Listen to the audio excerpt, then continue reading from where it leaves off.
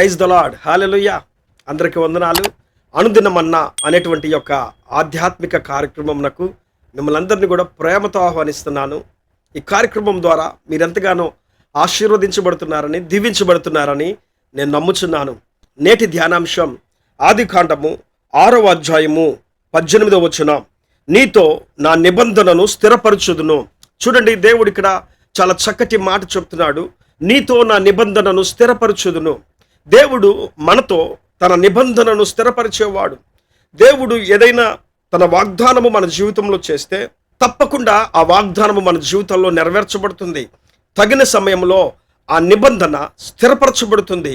ఆ కార్యాలు మన జీవితాల్లో జరుగుతాయి. ప్రియులారా, దేవుడు బైబిల్ గ్రంథంలో మనుషులు భూమి మీద చెడిపోయినప్పుడు, వావి వరసలు లేకుండా వారి ఇష్టానుసారంగా వారు బ్రతుకుతున్నప్పుడు, దేవుడు నోవాను చూసి, నోవా తరములో నోవా మాత్రమే నీతిమంతుడని చెప్పి దేవుడు ఎరిగి నోవాతో చెప్తున్నాడు, నీతో నా నిబంధన స్థిరపరచుదును నోవా అని చెప్పనంటున్నాడు. దేవుడు నోవాతో, నోవా కుటుంబంతో తన నిబంధనను స్థిరపరిచాడు. దేవుడు తన బిడ్డలతో, నోవా యొక్క కుటుంబీకులతో, నోవా యొక్క కుమారులతో తన నిబంధనను దేవుడు స్థిరపరిచాడు. అలాగే అబ్రహాముతో బైబిల్ గ్రంథంలో మనం చూస్తాము, ఆయన నిత్య నిబంధన స్థిరపరచబడింది అని చెప్పానని. కాబట్టి నిత్య నిబంధనను మన జీవితాల్లో స్థిరపరిచేవాడు మనం ఆరాధించేటువంటి దేవుడు. ఆయన నిబంధన చాలా ఉన్నతమైనది. ఆయన వాగ్దానము చాలా గొప్పది. మన ఊహకు అందనటువంటిది, మన ఆలోచనలకు అందనటువంటిది.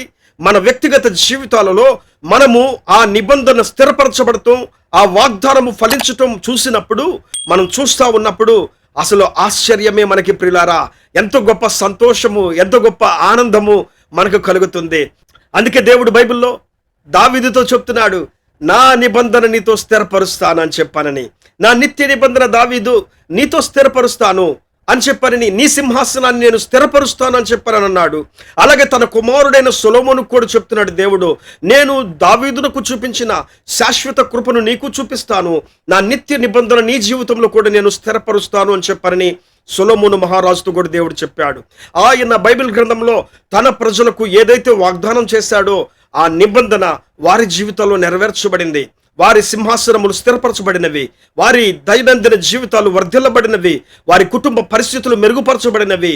ఎక్కడో అల్పులుగా ఉన్నవారు, ఎక్కడో ఇబ్బందుల్లో ఉన్నటువంటి వారు, ఎక్కడో ఒంటరి బ్రతుకు బ్రతికేటువంటి వారు, ఎక్కడో లేమి స్థితిలో ఉన్నటువంటి వారిని దేవుడు తన నిబంధనను స్థిరపరుచుకుంటూ, తన నిబంధనను వారి జీవితంలో వర్ధిల్ల చేసుకుంటూ ఆయన నడిపించాడు. ఉన్నతమైన సింహాసనాల మీద దేవుడు వారిని కూర్చోబెట్టాడు. అదే దేవుడు ఈ రోజున మనతో మాట్లాడుతున్నాడు. మీతో, మీ కుటుంబీకులతో, మీ బిడ్డలతో నా నిబంధన స్థిరపరుస్తాను అని చెప్పానని. దేవుడు మన జీవితాల్లో తన నిబంధనను స్థిరపరచబోతుండగా ఆ నిబంధనను పొందుకునేటువంటి వారిగా ఉండాలి. యేసయ్య మనకు తన నిబంధన ఇచ్చాడు. ఆయన ఇది నా నిబంధన వలనైన క్రొత్త నిబంధన అని చెప్పి తన శిష్యులకు చెప్తున్నాడు. ఆ నిబంధనను ఈ రోజున మనం పొందుకున్నాము. ఆ నిబంధనను పొందుకున్నటువంటి మనము స్థిరపరచబడేటువంటి అభివృద్ధిలోనికి రావాలి, స్థిరమైన జీవితంలోనికి రావాలి, స్థిరత్వంలో మన కుటుంబాలు ఉండాలి.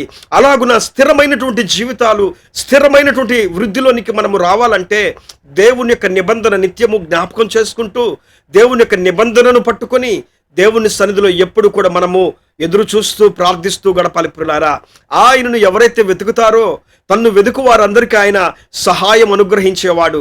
ఆయన తప్పకుండా కార్యాలు చేసేవాడు.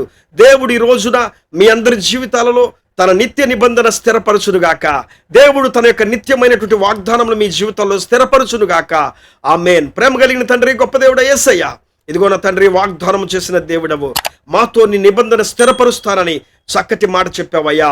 భూమి మీద మనుష్యులు పాడైపోయిన పరిస్థితుల్లో అయ్యా, ఒక కుటుంబాన్ని చూసి వారి జీవితాలలో మీరు నిత్య నిబంధనను స్థిరపరిచారు. అలాగే ఈ భూమి మీద నీ బిడ్డలుగానే బ్రతుకుతున్నటువంటి మమ్ములను మీరు చూస్తున్నారు నా తండ్రి.